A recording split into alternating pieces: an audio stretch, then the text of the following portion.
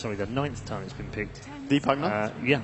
That's majorly C9's picks. Yeah, exactly, and pretty much all of this. I've seen them plenty of times in the group stage run this, so they are not strangers to this. It's just the others have not really caught on to the C9 meta. I think for now with Cloud9's draft, if they don't have a significant advantage at like minute 15 or so, they're going to have a really tough time defending against VG Gaming, because VG Gaming's lineup looks really scary in terms of teamfight if they get their core items going. Also, they would love to have the Anti-Mage in this game if it was ever available to them, so very nice by VG that they banned that out. It would have been so strong against VG's lineup. And Cloud9 just looks like they want to force down towers really early with the early mech on Shadow Fiend and just push. Again, they have no catch. So if they played a split push game versus VG, they're going to lose out because VG can be far more aggressive. Like even Darkseer can just surge or TP away and feel completely safe.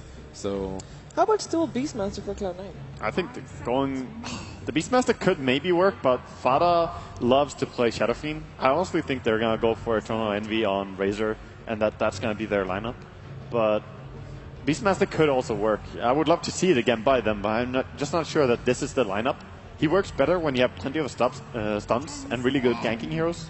And so here, they kind of like him. Who plays the Pugna? Because Misery and Nota have both played. Yeah, they also played it on Bone 7, so yeah, they have. Anyone really. Yeah. It depends on the Bone 7 twice at TI5 so far, Nota once, and Misery once. So 4 of the 9 picks. Okay. There we go, no lockdown, but that is really strange. That's such a strange lineup, and it's such a bad lineup in a way because you don't have any way of catching people. It's and terrifying. No stuns. If VG Gaming fights into you, then that lineup is great.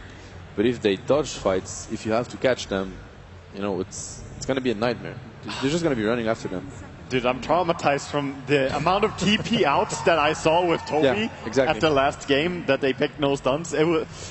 I'm sure Toby is somewhere out there watching this and he's just shaking his head as well. So you know, you started this game and you're a VG Gaming player, just buy 3 TPs. You're like, I can do whatever.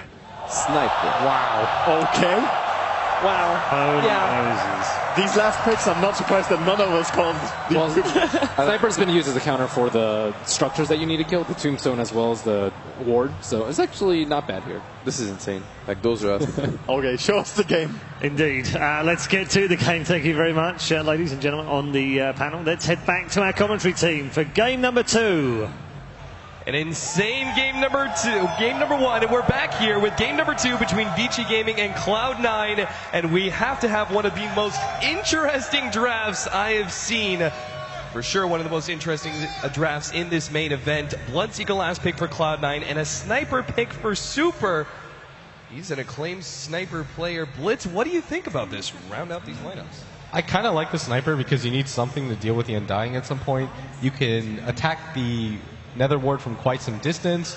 Your laning phase against the Shadow Fiend is pretty strong if you play it correctly, but it is a little bit troublesome because, I mean, the Queen of Pain and the Bloodseeker close distance on you so quickly, but, I mean, if this is a pocket strat from both teams, VG Gaming, they know they're 1 game away from eliminating Cloud9, and Cloud9 back to their wall, decide to go for that Undying Pugna that Fluff and Stuff was talking about. And you know, I was looking at it, and I really agreed with what the analyst was talking about in that Cloud9 have this really great draft if you fight into them, but VG Gaming may just try and go for split push. So I was thinking about what sort of mids were left, and I thought, okay, maybe, you know, I didn't see Templar Assassin ban. I was like, maybe, you know, go for a Templar Assassin. I'm not sure how well that laning phase would work out if you were facing the Queen of Pain, but most likely you're facing the SF. Heavy amount of split push with Desolator. It seemed like the right idea, but this sniper, similar vein of thought in that you can do a little bit of split pushing, and as they said, incredibly good, particularly in dealing with the Pugna Ward, being able to eliminate that with your high amount of range. The question is sniper still in the meta? I think there's a reason why it's not. It's still hard to protect him. It's such a risky strategy, but VG Gaming clearly have an idea around it. They've got the Earthshaker, you've got the Cold Embrace from the Winter Wyvern as well that can back him up. That's probably what you're relying on, but his laning phase is going to determine a lot. Like, he actually has to do incredibly well against Fada to be able to live throughout this game, but we're just going to see is Cloud9 versus VG Gaming, potentially the last game of the day. I'm really hoping for a third one. All right, so starting things off here, the battle room going to go the way of, let's see, Fada's got his, and Super will actually be able to snag at the top one there. We had just a small little skirmish there inside of the Radiant Jungle, but Vici Gaming very clearly did not want to be fighting into an Undying. Fenrir, as our Earthshaker, is actually going to be sitting a little bit on this middle lane, really to be expected.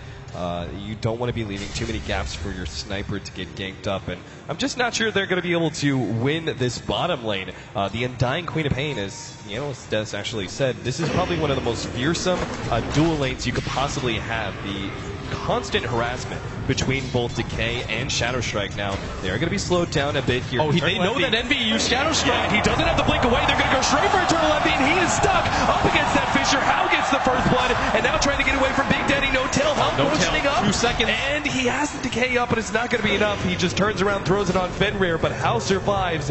And that dual lane, as I'm hyping it up as being so terribly aggressive and very tough to deal with, Vici Gaming still find the opening at level 1 against the Shadow Strike first Queen of Pain. And once again, Ice is given a pretty advantageous lane. He's the Darkseer against the Bloodseeker one-on-one. But Bone 7, he's just going to right-click him out, and this is the strength of the Bloodseeker. He doesn't really care about the level 1, level 2 Ion Shell, because he can just stand his ground, fight. The Pugna isn't really going to help him out too much in the lane, just because it's a Pugna. Right. The reason you pick it isn't for the lane dominance that it gives you, it's for the safe push that you can get out of it and that nether ward in the mid game. But so this top lane is going to be pretty neutral. It's this bottom lane and this mid lane that I'm worried about right now, because Super is doing a really good job of denying out Fada. He's keeping up in CS. And yeah, we're seeing Super harken back to an older sniper where you would actually ignore Shrapnel. Super would tend to go for this exact build where he would really try and abuse his early range to harass out and out CS the enemy mid. Now we saw Hao actually drop very low, those constant decays. He had 340 max HP at one point in time due to Big Daddy's no tails, just constant spam. Alright, this top lane is going to get hard now because he's just going to keep putting double Ion Shell. He's actually decided to go for the boots, which tells me he might just go for a bottle instead, but he's really getting aggressive in this top lane. His Bone 7 can't really zone him out. He's actually just punching his way to freedom. Bone 7, he's just got to get every last hit here. Yeah, very critical you don't fall around that half HP, because then every single time you move forward up against the Ion Shell, it's critical that you get those last hits to start healing yourself up. Bloodseekers tend not to bring any regen in lane because they depend on Blood Rage, but this also can be a downside. If you drop too low in HP, then an enemy offlaner will just aggressively push you away from the creeps entirely, and you won't be able to have that opportunity for regeneration. Something a little bit troubling for me right now is that this Darkseer is doing such a good job at top. He's got 14 CS already, and Queen of Pain isn't really matching him. Actually gave up first blood at the same time, so the laning phase is working out quite well for C9. There's actually one stack for the Shadow Fiend to fall back upon, but that's not really going to make up for the CS difference right now. Right. Super's finally got 2 levels of the Shrapnel now, and he wants to get aggressive. Do you think that should be Misery's full-time job at this point? Just constantly stacking up? Because it seems clear he's not going to have that much of an effect. In mid lane, Fada, he might be going down. The Fissure to fly. Yeah, Fenrir's holding on to it in the last second. Will throw it out now. Beautiful block, and Super easily going to be able to pick up that kill thanks to his buddy, the Earthshaker. Nice rotation into lane, and Vici Gaming now stretch that lead 2-0. We always talk about FY, but we don't talk about the other half of the support duo. FY and Fenrir, one of the most revered combos. You're seeing right there why, because he doesn't really need FY to execute those ganks. The perfect timing on the Fissure, blocks out Fada so he has nowhere to go, and just helps the sniper get even further ahead. And this is not what the Shadow Fiend needs. Super 22 and 10. I love the high number of denies he's got, particularly against an SF who's so dependent on getting CS in order to raise his damage through souls. Ice is actually looking for the stacks now, and he actually wants to be able to take this one away. Perhaps this is the big downside. Vici Gaming very smartly, even if Misery is going to be full-time stacking, he's not going to have the opportunity to clear through that. Now, Fada, of course, they've got that snipe dropping low enough for the snipe coming in. They get the kill. Oh, beautiful opportunity. And now, if they take away the stack as well, what does Fada have to fall back on? I mean, we always talk about, SFs, they always have a way back into the game, even if the lane is very hard for them. They always have those stacks. They're going to be able to get the kill on No Tail, picking that one up, but need a little bit more. Fenrir strikes him with the Enchant Totem, and now Eternal Envy will finish off the kill on the support. He needs to blink away. At the same time, we did have some action farther up. Oh, they actually going to be able to get the kill still on Hal Undying. picks it up there with the tombstone, and FY He has to run vision of himself away. He still has the cold embrace to heal himself up, but Eternal Envy has the damage. He just needs 2 more right clicks. The one actually keeps FY alive, and he finally does go down. Eternal Envy gets him thanks to the Bloodseeker's vision. And that bottom lane is going to be the saving grace for them right now as Fada. Even his stack right there was kind of ruined.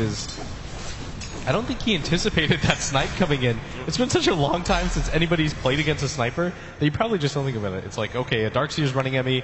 What is this actually going to lead to? I can just run away, but Super and Ice connect to get a kill on the solo mid hero. And Vici Gaming is still firmly in control of this laning phase. Fenrir kind of positioned for a Fissure block, potentially, but it's still the only block you're going to be able to get is against an Undying.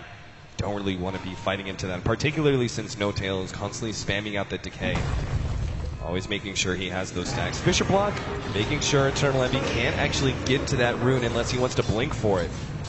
You get a good amount of damage out from FY, and Fenrir will guard that Invis rune, perhaps waiting to use it against the mid SF.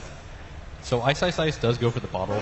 When you go for the boots instead of the recipe, this is fairly obvious. You still have to go for the Soul Ring, but I think Ice just values being able to win that lane at top, so he goes to the bottle. He knows that he doesn't have to alternate to the jungle super soon. This is just the Pug Knight and a Bloodseeker. And meanwhile in mid, I mean, Super's got pretty much complete lane control with 3 levels of the Shrapnel and the Assassinate. He's got such high kill potential. Fada can't just stand there. Like, that's the only thing that he can do to get back in the game. Go to the jungle, clear out the camps, play safe. Because if Super kills you solo especially, your chances of getting back into this game are nil.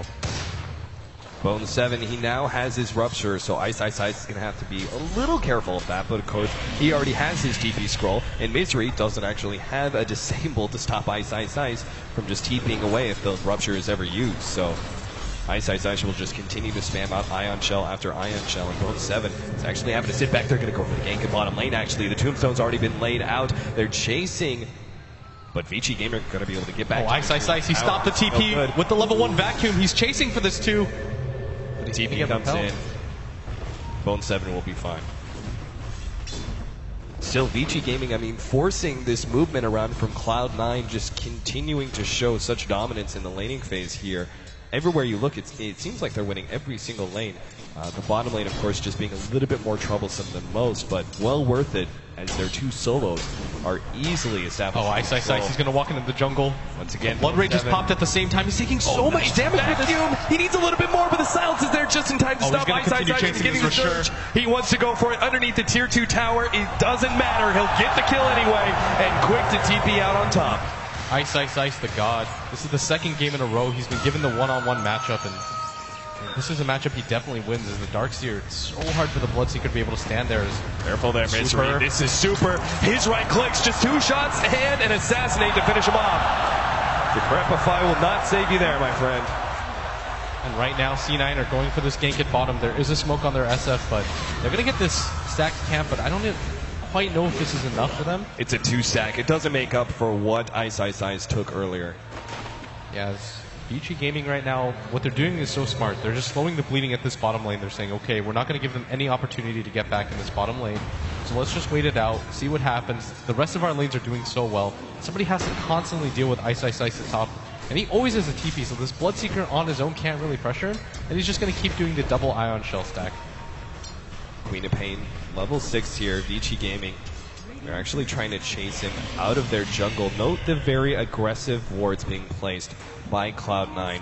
One inside the jungle, and the other one actually looking towards the hard camp. Eternal Envy turns on the ultimate with the Tombstone on top. Fenrir turns around and gets off the Fissure, but he knows he's done for. FY is just going to TP out, limiting the kills to just 1 for Cloud9. And he, on a killing